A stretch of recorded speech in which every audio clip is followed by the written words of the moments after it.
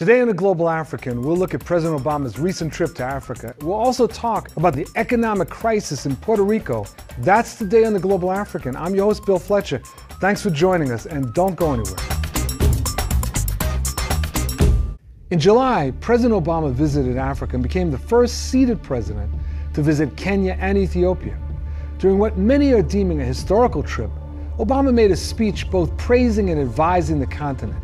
First, he applauded Africa's economic growth, mentioning that Africa was one of the fastest growing regions in the world. Then he discussed the violence, the corruption, and the security issues that continue to affect the continent. Finally, Obama weighed in on the way that African governments are being led. He warned that Africa's democratic process is at risk when leaders refuse to give up power, and he further discussed the continent's failure to grant its people the basic freedom of speech. What he didn't mention was the abysmal human rights records of both countries that he visited, including where he gave that particular speech, that is Ethiopia. A crucial ally of the United States, the East African nation is a serial violator of human rights and is notorious for its silencing of political dissent. President Obama also did not mention the vital issues of land grabs all across the continent at the hands of multinational corporations and hedge fund managers. Also left out of the discussion was the United States' increasing military influence in the continent, particularly through drone warfare. How and what are we to make of this historic trip to Africa from the first African-American president of the United States? We look forward to exploring that right now. Joining us now is Nia Kuta, who is a Ghanaian-born policy analyst and activist, founder of Democracy and Conflict Research Institute based in Accra, Ghana. He is the former executive director of Africa Action and executive director of the African Immigrant Caucus. Welcome to The Global African again. Thank you so much. Great. It's a pleasure to be back. Oh, always glad to have you on board, man. So President Obama goes to Africa, right? And there are many people that felt that his speech in Ethiopia was something of a tongue lashing of African Africans. What was your take? Actually, I'm on the other side of the issue because, you know, for all the time that I've been an activist in the U.S., looking at U.S. policy and engagement with Africa, I look at everything, but I happen to believe strongly that what Africa needs is genuine democracy, which is why we got rid of colonialism. Mm-hmm. We don't want dictatorship. We want the people, African citizens in every country, to express their will, to elect their leaders, to push the leaders in the direction they ought to go. We have had so many dictatorships in Africa, and the link with the U.S. is that the U.S. has a long record of backing dictators. So my work as an activist in Washington has been to push every American president, every opportunity I get, to say you should not support dictators. And that begins with expressing support for democracy. But you know, it seems to me that there needs to be a little bit more humility on the part of the United States. I mean, you know, he's there, you know, waving his finger. We have the largest prison population on the planet. We have the murder of black Native Americans, Latinos on the streets by police. We have continued racial differentials in treatment and any number of things. We have voter suppression that's going on. Yes. We have NSA spying. I mean, you know, I'm not saying that when your house is dirty, you can't say anything to anyone else, but it's one thing. I just find it very disconcerting that the United States walks around as if the house is sparkling, right? I think I take your point and I understand it. The way I pass it though is when you look at his speech, if you look at the video, the most striking thing was when he took on leaders who want to stay forever, and he said, look, I don't understand why they want to do that, especially when they have so much money. The room exploded with applause. My point being, ordinary Africans loved this speech, even in Kenya. The African citizens loved it. African leaderships were a little bit bothered, were a lot bothered, and they take the point that you are taking, why is he lecturing us? Now, Living in the U.S., and I've lived in the U.S. now longer than I lived in Ghana, where I was born, I am bothered by all the weaknesses and flaws of American democracy that you point out. And therefore, yes, it makes it tricky for an American leader when he goes outside his own country to act as if American democracy is perfect. It is not. Right. So I take that point. But looking at it as an African, he was saying exactly what we needed, because he was saying it in two countries that whose governments have bothered African Democrats like me, and they are strong allies of the United States. So if we feel that if the US president can say to the allies, democracy is important. I will emphasize again, the work I do and the groups I work with, we want the US leaders to push African leaders more for democracy. But to sort of equate it well, we also need a lot of work here to improve America's own democracy. Now, he gave the speech at the African Union. Yes. And in that sense, it appeared to be sort of tipping his hat to the significance of the African Union. But this is also the president that was involved in the attack on Libya and blowing off the African Union's efforts at a resolution of the Libyan conflict. Yes. Prior to the ouster of Gaddafi. Yes.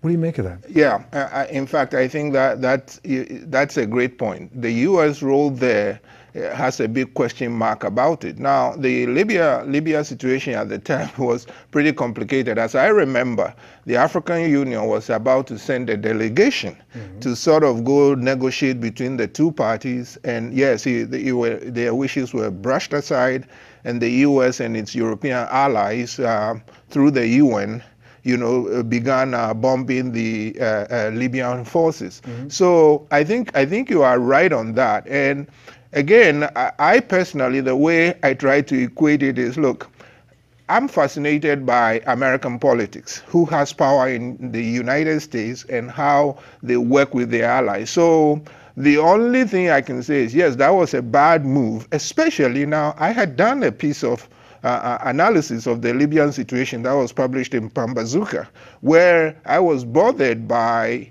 the opposition to Mr. Gaddafi coming under the threat of violence and the UN intervention. But what bothered me the most was, after the war, the international community abandoned Libya, and Libya now is in a terrible situation. That's right. So there isn't enough time to go around here. But yes, the US role there could have been much, much, much better. But again, I hate to sound like an apologist for Mr. Obama, but I'm looking at how US policy gets made, domestic and foreign, that the president does not always get his way. So he gets pushed, he gets roped into doing things that I don't agree with. And for me, the one that I highlight again and again and again is the support of dictators on the continent.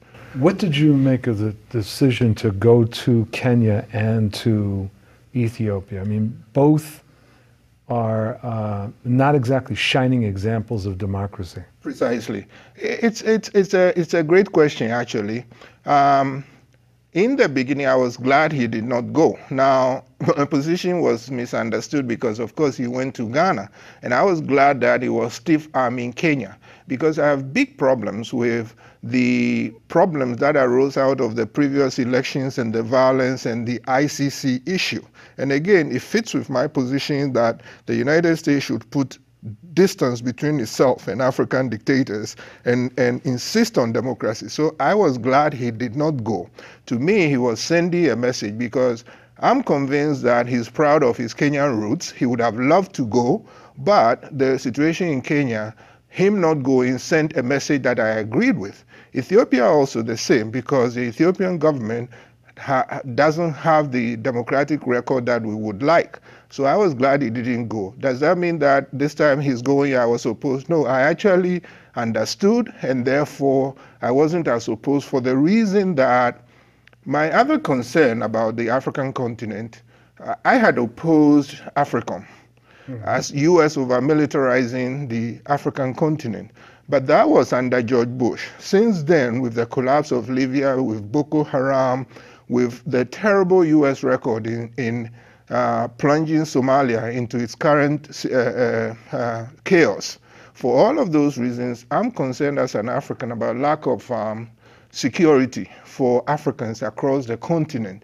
And therefore, I also realize we have to juggle like three balls: eradicate poverty, push for democracy, but also protect the lives of Africans. You know, I was hoping that in his trip to Kenya, that he would use the opportunity of being in East Africa to advance some sort of process of helping disentangle the ongoing crises in the Great Lakes region.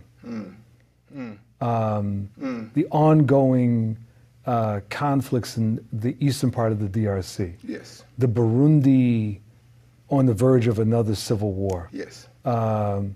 Rwanda's both domestic repression, but forays or piracy, yes. depending on your point of view, right. into the DRC. Yes. And as senator, he had advanced legislation Yes. To promote a role for the United States in those conflicts. I haven't seen anything follow up under his administration, and it would have seemed to me that this would have been an opportune moment to have announced something. You are so right, Bill. And in the Great Lakes, I mean, given the horrendous record, 6 million killed after the Rwanda genocide, since then, especially by Rwanda and Uganda going to the DRC. Burundi is pretty much a mirror image of Rwanda. And they had 300,000 killed in their civil war. So the problems there, it's like the fuse to a bomb, and everybody is concerned. And so, yes, I agree with you. I wish he had done more, especially because the two key players in the Great Lakes, Uganda and Rwanda, are close U.S. allies. And everything that Mr. Obama mentioned in Ethiopia as him being against people, stay in power for too long, Mr. Museveni and Mr. Kagame have stayed in power. They are among those who have stayed the longest. So I agree with you completely and totally that I wish he had made that a central part. It seemed to me that and this was a pattern I saw, that even with the what we saw as finger wagging, he sort of gave a pass to the closest U.S. allies, and that includes the two countries that he went to, as well as Uganda and Rwanda. Nia Kute, Executive Director of the African Immigrant Caucus, thanks once again for joining us. Thank you so much for the great work, and thanks for having me. Pleasure, pleasure. And thank you for joining us for this segment of The Global African. I'm your host, Bill Fletcher, and we'll be back in a moment, so don't go anywhere. On August 1st, for the first time in its 117-year history as a Commonwealth of the United States, Puerto Rico defaulted on some of its debt obligations. This default comes at a time of great economic instability in the Commonwealth. The island has experienced 10 consecutive years of recession, significant population loss, and an astounding $72 billion of debt that it owes to bondholders. Some financial experts have weighed in on the issue of the debt, arguing for cuts to the minimum wage, privatizing public utilities, and slashing vital social services. This attempt to shift the burden of the economic crisis onto the poor and working class is nothing new, and is most visible in places like Greece, Spain, and Detroit. But while many are talking about vulture funds and financial predators, our next guest argues that Puerto Rico's economic woes go beyond greedy creditors. So how did the island get to where it is today, and what is the United States government's role in all of this? We're now joined for this discussion with Nelson Denis, who is a writer, film director, and former New York State Assemblyman. He has written for the New York Daily News, El Diario, and many of his editorials have won awards from the National Association of Hispanic Journalists. Thanks very much for joining us in The Global African. I appreciate it. It's great to be here. The crisis in Puerto Rico. I want to start with, a few days ago it was declared that there was a default. What exactly does that mean? Explain that to our viewers. Well, the precursor to default is debt, and to this day there's people that are myself included wondering what constitutes a public debt. Um, the debt is predicated on loans that were made to the Puerto Rican government, particularly PREPA, the Puerto Rico Power Association, the electrical utility. Problem is that Puerto Rico's net balance of payments to the United States far exceeds what this debt should be. I'll give just the quick math on it. Because of the Section 27 of the 1920 Merchant Marine Act, also known as the Jones Act, every Puerto Rican pays in the area of about 20% more for all consumer goods in Puerto Rico, both foreign and U.S. Except the U.S. goods, it's 85% of the goods consumed in Puerto Rico. Consumer spending in Puerto Rico is roughly $25 billion per year. 85. If you do the math on that, if 20% of that is an artificial price hike, that's $5 billion a year. And if 85% of that is United States, that's $4.25 billion a year in excess profits due to the artificial price hike that's created by the Jones Act. It's an artificial price support. You were talking about this Jones Act from the 1920s that undermined the very foundation of a Puerto Rican economy. That's the 1920s. This is 2015.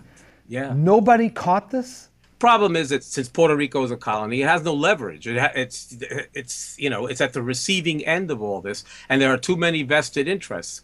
Who benefits? Well, there in Jacksonville, Florida, there's roughly 50,000 jobs, because the way the Jones Act works is it splits the commerce into Puerto Rico into two streams: U.S. vessels and foreign registry vessels. Under the Jones Act, a foreign registry vessel is not allowed into Puerto Rico unless it pays an extremely high set of import tariffs, taxes, fees, which effectively raise the price of anything that it's carrying. Cars from Japan, engines from Germany, medicine from Canada, food from South America.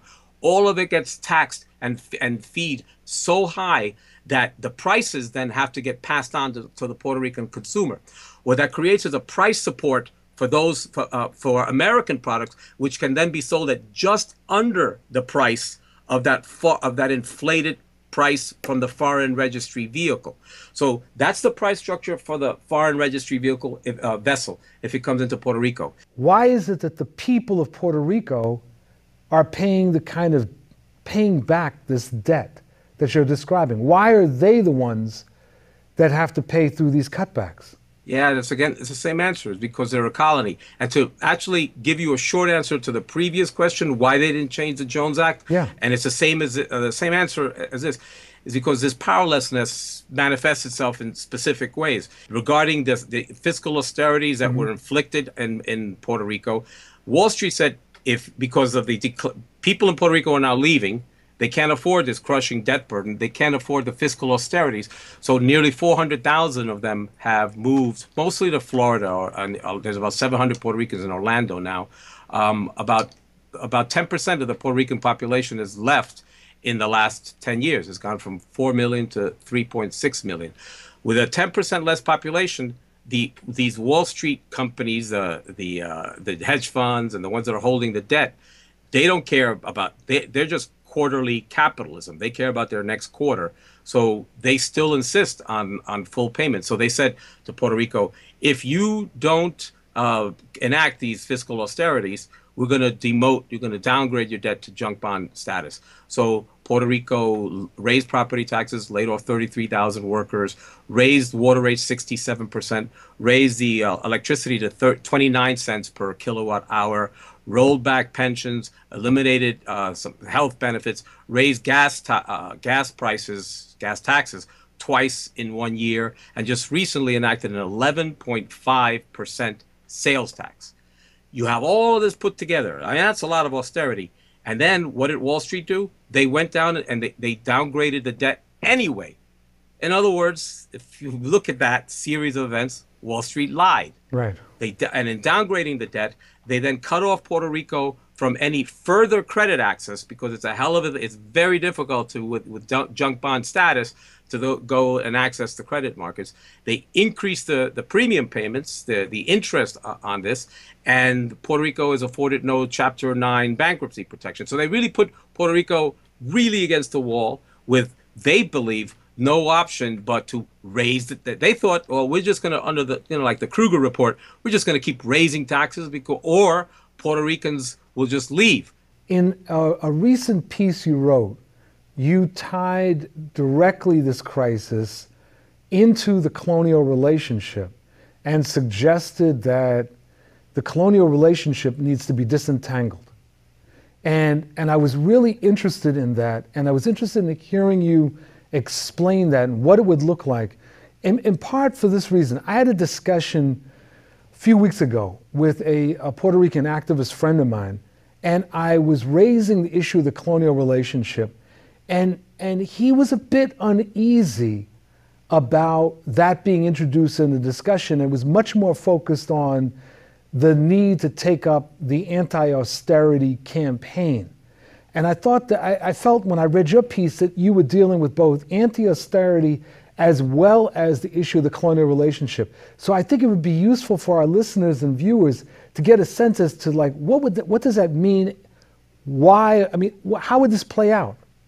Well, that's a good question, and it leads the discussion in the direction that it needs to, because you can't consider an anti-austerity campaign and relieving or resolving this debt in vacuo, because if you just deal, which is what the hedge funders would want and Wall Street, they just want their revenue stream to be guaranteed and collateralized by buying pieces of revenue generating property in Puerto Rico, like bridges, highways, airport concessions, so as long as their money is guaranteed.